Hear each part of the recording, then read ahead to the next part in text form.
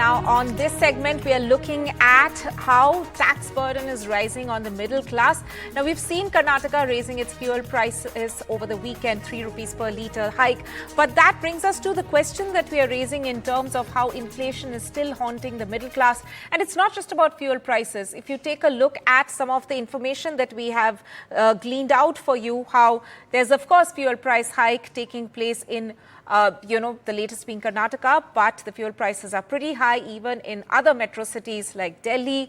If we look at the petrol costs, around 94.7 rupees per litre, diesel at 87.62, Mumbai at 104.21 paise per 104 rupees 0.21 paise per litre, diesel at 92, above 92 rupees per litre. Chennai above 100 rupees per litre once again, and diesel above 92 rupees per litre. Kolkata above 100 rupees per litre for 1 litre of petrol, 103 rupees per litre in fact, and diesel around 90 rupees per litre, and Hyderabad as well, again at 107 rupees per litre and diesel at 95. So out of this, at least in 4 metro cities that you can see, the price of petrol is above 100 rupees per litre. So clearly singeing the middle class there. But as I mentioned, it's not just fuel prices we are looking at. There's milk prices as well, and there's wholesale inflation is up, as well as the hike in toll taxes.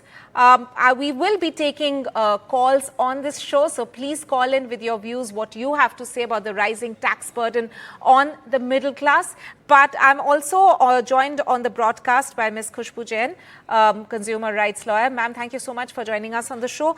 My first point, or question rather, to you is that we are highlighting how the tax burden has constantly been increasing on the middle class. Now, do you see this as an outcome of global headwinds, geopolitical reasons, or can this be managed better by the centre, or even the states for that matter?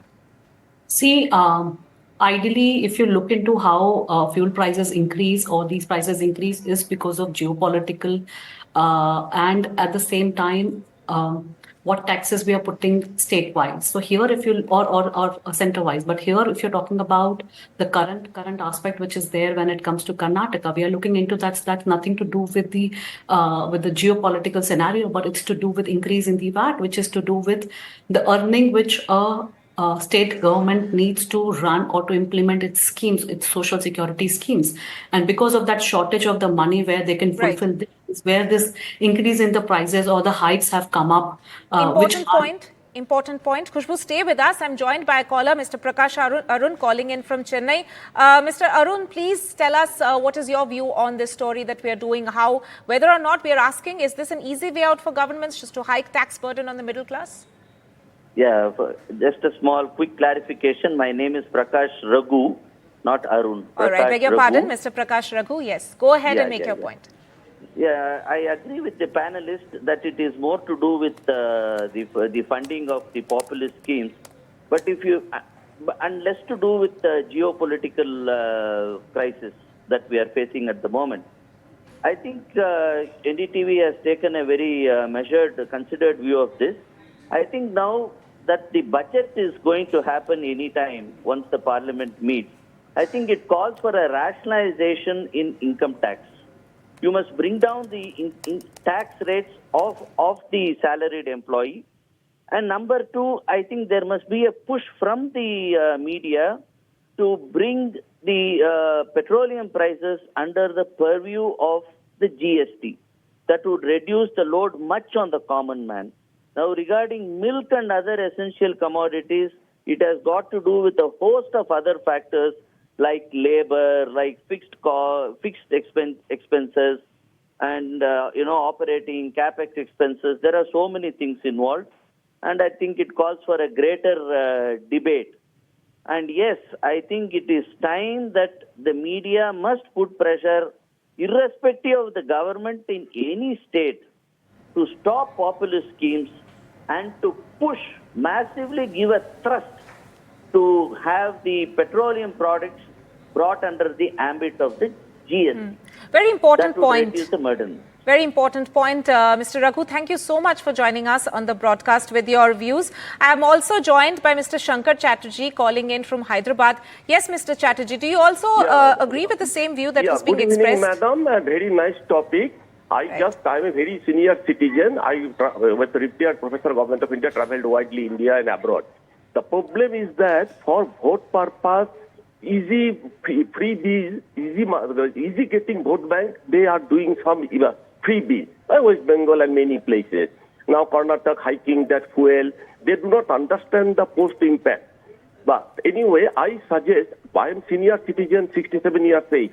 I suggest senior citizens should not be filed income tax. I am facing lot of problems for this. I request through you that income tax should not be submitted, filing. And second thing, employment generation should be provided. Now there is no time. There is a program called R-SETI, DDU, GKY. This should be given more importance. This should at the district level, can be sub-district level where feasible, can be supported. And private companies should be asked to recruit more years, maybe consolidated pay. With this, I am concluding. Thank you very much to give me a chance. Mr. Chatterjee, thank you so much for joining us with that. I'm also joined by Mr. Nishant Daswani from Mumbai. Yes, Mr. Nishant, please go ahead. Do you also see this as one of the reasons that they are saying that the other callers were in fact saying that it is populist schemes in a way? I am actually going to elaborate your debate a bit. You are talking very rightly about the price hike in Karnataka and the milk price hike in Gujarat. No one seems to be talking about the no change in price for the last 1 year, even though the price of crude has fallen down quite a bit. Just before the elections, the central government reduced it by 2 rupees on petrol and diesel. Secondly, the excise duty hike per litre, which was 19 rupees per litre or 9 rupees per litre with the central government, which has been increased to 31 rupees on petrol. No one talks about that. Why does the government not reduce that? And lastly, but not the leastly, ma'am, we are only talking about the products which are MRP available and it's in the news. What about the fruit prices, vegetable prices, the pulses, dals?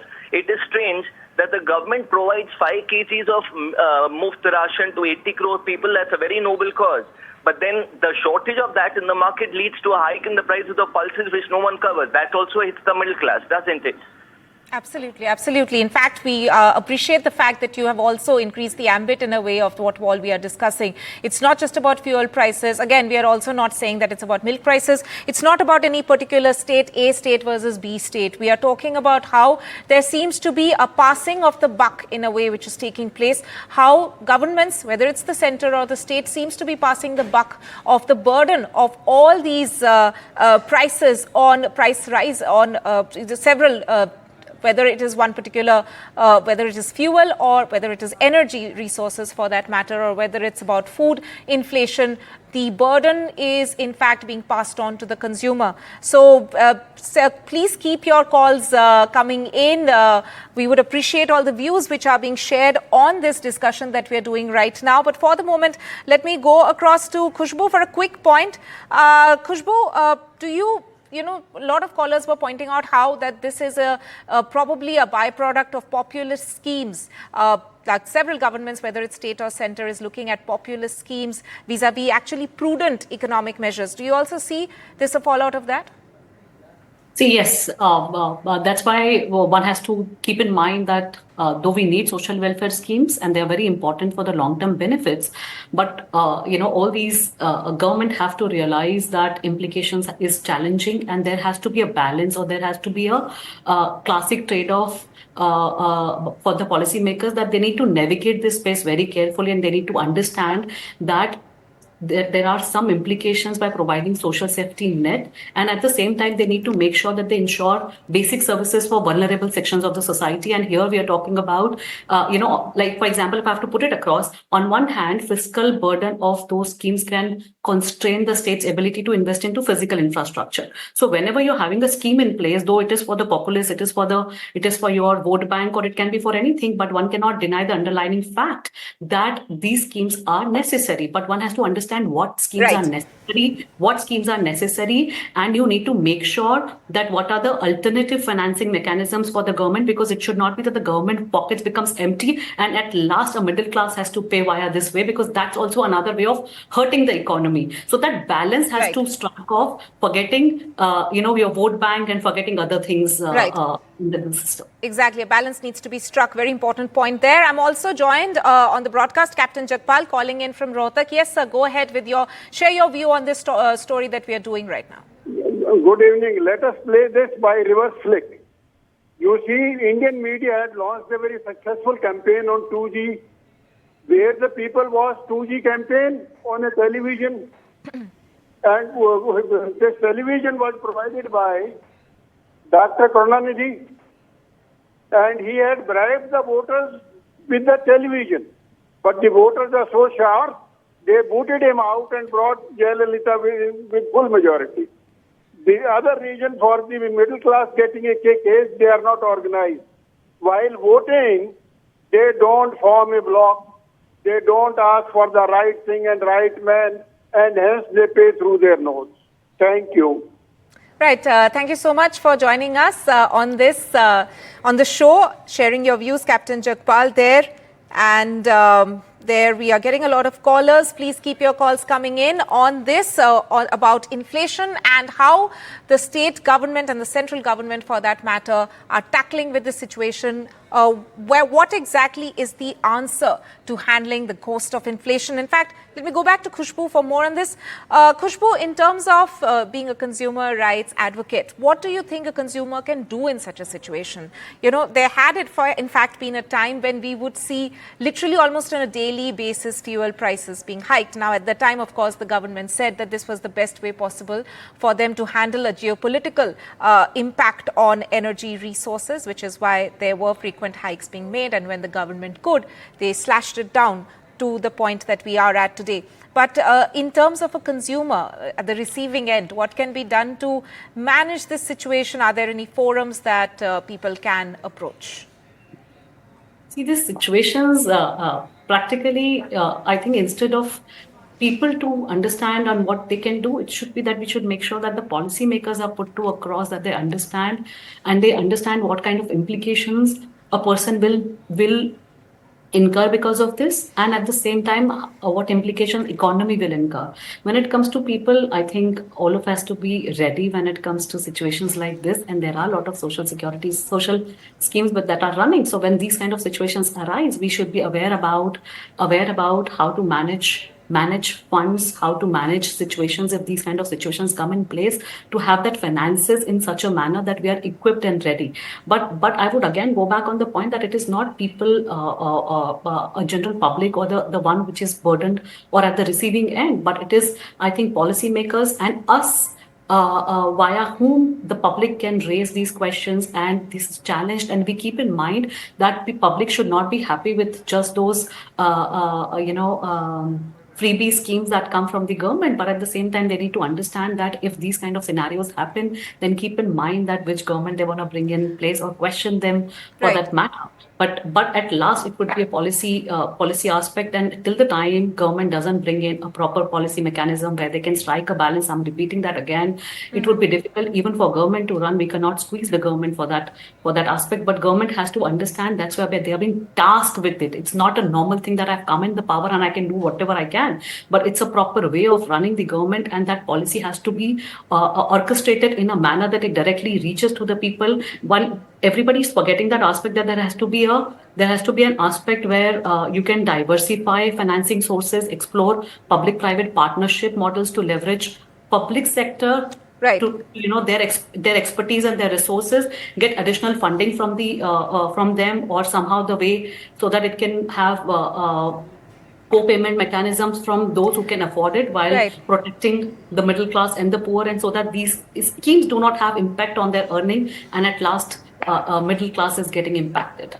Right, Khushbu, but if we talk about some specifics, let's say fuel prices and a few other things may be an exception, but if we look at something like toll tax, like these highways which have been constructed, of course, of a certain quality and people are using it, but we see that toll taxes are being, people are being asked to pay them up, and there's frequent hike in that as well, even when the infrastructure has been ready and in use for many, many years. Is that not something that anybody for that matter can raise a question on, as to how many years will people keep paying up for these toll taxes? and anybody who uses the highways or the roads would in fact tell you that there are several checkpoints where they are paying multiple times. So for the benefit of what? The consumers have a right to ask these questions as to whether this is the best utilization of their tax money. Absolutely. So I think this is the question that everybody should ask. And I think I have been to so many roads where the heavy toll is there and the condition of the road is poor, if I have to put it across, or below that level, and it's continuing and it's ending and it's never ending process, and paying such a heavy toll every day is something. At the same time, I'm paying taxes, the government is running, they're giving social security the schemes which do not even reach directly to the beneficiary. We have seen that happening, and a lot of schemes are not even meant for uplifting the society, but only for getting those vote bank politics which is being going on. Rather, that money should be put in for infrastructure, for development, and should not be for burdening us in paying heavy toll, because everybody is using those roads. And also we have to make sure that it should be a question raised by all of us, that look at the condition. If the condition is bad, how many years this is going to continue, why this is happening, what is the money being utilized. That transparency is still very low. Very handful of people would get access to after filing an RTI and getting some or the other way of answers. But I think we have to make sure that accountability and transparency come when it comes to running of the government by utilizing the kind of money and how this has been happening, for what purpose. And these are the questions one should raise when it comes to election manifesto, not those freebie schemes that come in place, but these are the things which should be the forefront as a question, because all of us are at the receiving end and we are entrusting them to run the government, not to just provide freebies or other aspects to it, but it's everyday life that has been affected. Getting a free electricity or getting some money somewhere is not what we are looking for, but making sure that our infrastructure, our country is getting there is a development when it comes to infrastructure. Our country is becoming more secure, and it's been reaching towards that development that we are focusing on, is what we are entrusting the government for. And for that is where they're asking for heavy taxes. And that money should be utilized for that purpose, rather than you putting that money for other things. And at last, we end up, all of us as Right. citizens, end up either paying taxes or Right. fuel prices or toll taxes, or this never. Khushbu, hold that thought. I'm also joined by a caller, Mr. Amit Kumar, calling in from Odisha. Yes, Mr. Kumar, please share your views. Yeah, what I'm saying is that as a middle class guy or a middle class person, as a family in the middle class, we always, it's not something which is happening now. It has always happened since since I've been 43 years.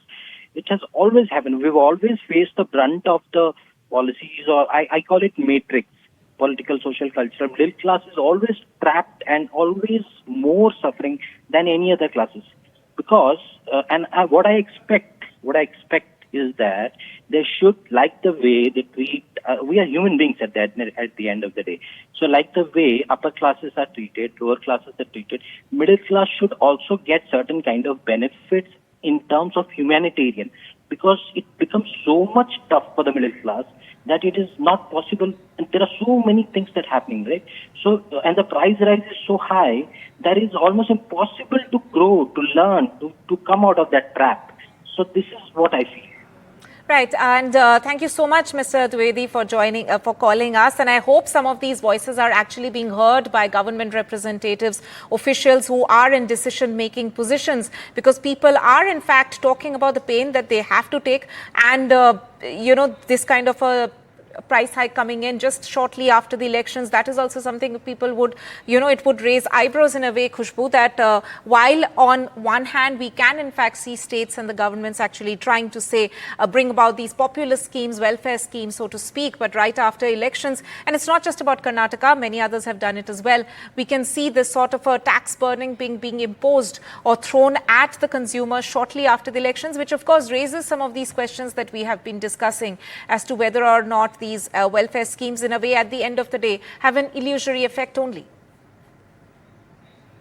I absolutely agree with you that this is something which is a serious concern, because again, I would say that social welfare schemes can have important long-term benefit, but we also have to look into what short-term fiscal implications it is bringing in, and if it's leading to a situation that the government is left with no money to even fulfill the promises being given for 5-year plan, and it's just a 1 year, or other state government as well, is a cause of concern. And that showcases how poor management or a financial management a state is running into, and how much priority are they giving to populist schemes. I'm saying I'm not against the scheme, but I'm against how these schemes are being there. You can have aspects of prioritizing which schemes to do it, or phased manner of schemes that can come in. There are 10 different ways or 1,000 different ways to enhance your revenue generation, and at the same time expand or put in money for social schemes. But if this is the situation, that's where it shows the poor management on the government. And I think these are the things which have to be kept in mind, and which should showcase in our election results, that how are you diversifying your finances? How are you making sure that the earning is equivalent to this? And it's not the middle class which is getting affected, and we are seeing it, that it is for the poor that we are bringing those schemes, which is required, the below poverty level income group. But at the same time, when you talk about middle income group, they don't even fit in anywhere. They pay high taxes, they pay toll taxes, they pay everything. And at the same time, they're at the receiving end when these kind of fuel prices go up or other things go up. So that's where I think we have to have that balance again, that's striking that balance. And if they are so poor in management, I think this is the question which should be raised before every election. A report should be put out that how much money for the scheme, how much money they actually had it, and what they're doing it, and how much loan or in the deficit they are into. Right. Khushbu, stay with us. I'm also joined by another caller, Shrikant from Bengaluru. Shrikant, yes, go ahead, share your thoughts with us. Yeah, hi. How are you doing, madam? I'm doing well. Please go ahead. Yeah. So I want to understand one thing, ma'am. You are giving freebies to the general guys, right? Why the freebies are not for us also? Hello? Yes, please go ahead. Yeah. Freebies, I am giving 0 rupees electricity bill. I could pay the money. Right. Okay. Yes. But why it is for us? You could have a level of this thing, and now you have increased the fuel rate and all. So in that case, everything is going to increase, ma'am. So now I am following the news also.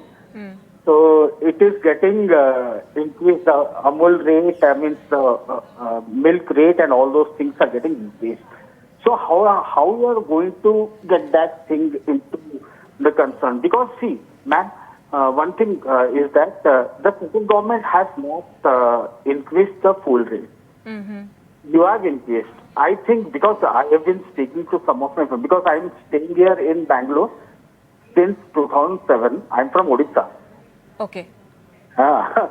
So this thing, it will be affecting. Right. Thank you, Shrikant, for calling us and sharing your thoughts on this. So, Khushbu, once again, there we can in fact see this caller again raising that issue about welfare schemes and the impact it has, and how ultimately it is the consumers who have to pay up either ways. Kumar also calling in from Bengaluru. Yes, Kumar, go ahead. Madam, my suggestion is GST is in vogue in the whole country from the last 8 years. But petroleum products and other things are not included in the GST even now after 8 years of GST in the country. Effort should be made to put petroleum products under GST so that all these discussions can be avoided. Thank you. Right. Kumar, thank you so much for calling us. So those are, of course, the last two callers we got from Bengaluru. We have, of course, been covering the Karnataka fuel price hike, but we have expanded the debate and the discussion today, rather, not the debate, but the discussion that we are having in terms of how the middle class is constantly being, the tax burden is being passed on to them. Khushbu, if I can have a last word from you on this, that we have heard all the callers today who have, in fact, very astutely pointed out that maybe the governments need to manage this better, especially in terms of welfare schemes or SOPs, which are announced ahead of elections. At the end of the day, what is the point of that if there are several other ways in which the tax burden is being reimposed on the consumers again?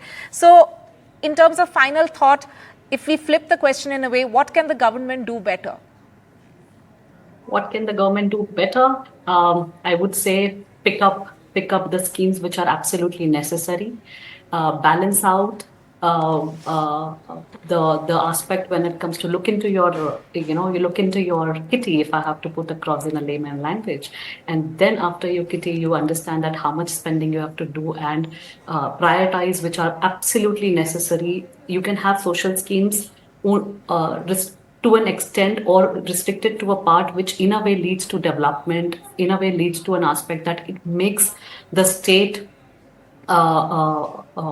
self-dependent and self-reliant, or there are some society or sector which needs specific focus, and at the same time make sure that you are left with the money so that you can run the government. These are the things every state has to prioritize in their own what priority one state has to give in, but it cannot be closed eye that you bring in, promise 5 beautiful schemes, which Right. are popular schemes, and forget that you're left with no money just in the first year. So I think Right. that management, everybody has to understand. You and me also understand that if I'm earning this much money, this much is the expenditure I have to do, and this much is the savings I have to do, and I can spend on this much and I cannot spend on this much. I think Right. this is the basic rule of running the house, and I think the government also has Budgeting to basics understand in how a to way.